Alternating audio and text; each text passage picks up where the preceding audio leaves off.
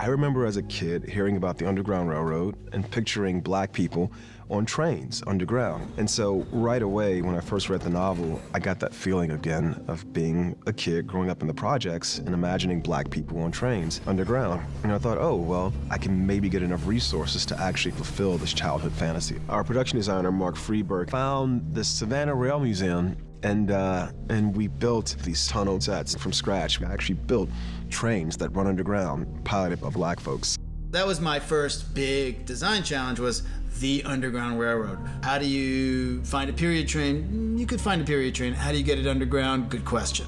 The way to solve an underground train station is not to build one underground, but to build the underground above ground. Trains are not easy things to move around, and period trains tend to live on small little areas that have the gauge of track that they need. Usually it's some part of a museum or some club. My idea was that we would make one long tunnel over an existing train track at a place that had trains. That was one of the reasons why I wanted to work in Savannah, because I know that they have a very special train museum there. It's small, it's nonprofit, and they do have some trains, and they were interested in working with us.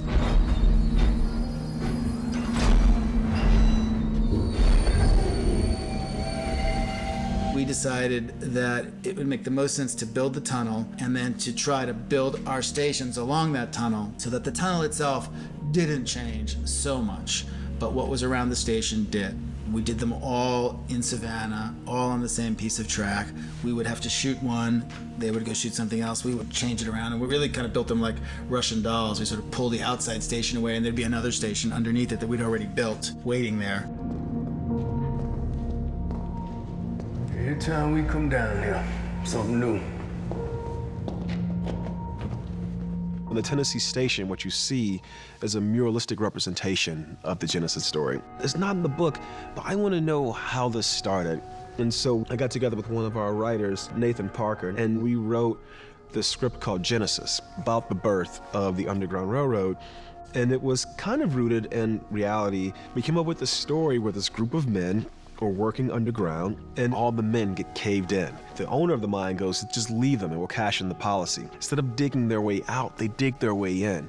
And they dig, and they dig, and they dig, and they come above ground, and they're across the Mason-Dixon line. My good friend Sam Messer, one of the world's great artists, came to help us and painted these murals for us. Some of the characters are our crew. Daryl, the big one in the middle, because he was so inspired by this mural, asked could there be a way that his face could get into the story, and it was the most touching moment, so we ended up putting him front and center. He's holding the light.